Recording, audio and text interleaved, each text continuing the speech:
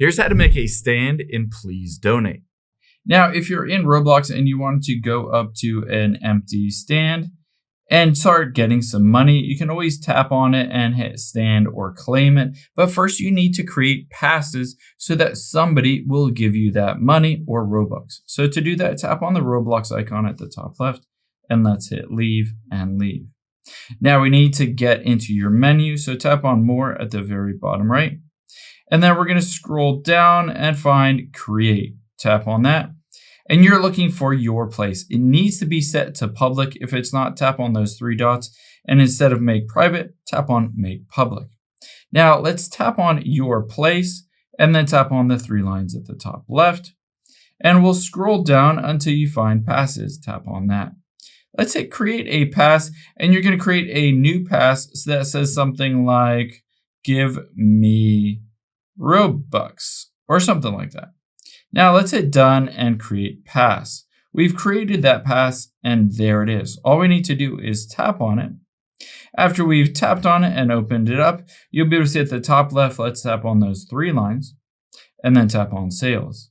Let's turn on this item is for sale and set a default price to, let's say 100 Robux. Keep in mind, Roblox does take 30% of this. After you've done that, let's hit save changes.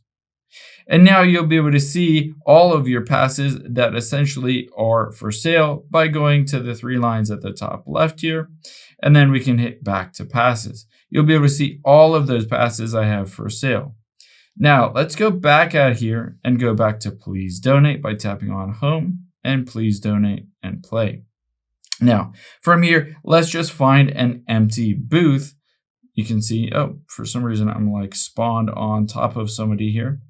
So let's go over to someone else, to a different booth here, spawned on top of a random person there, and hit claim stand.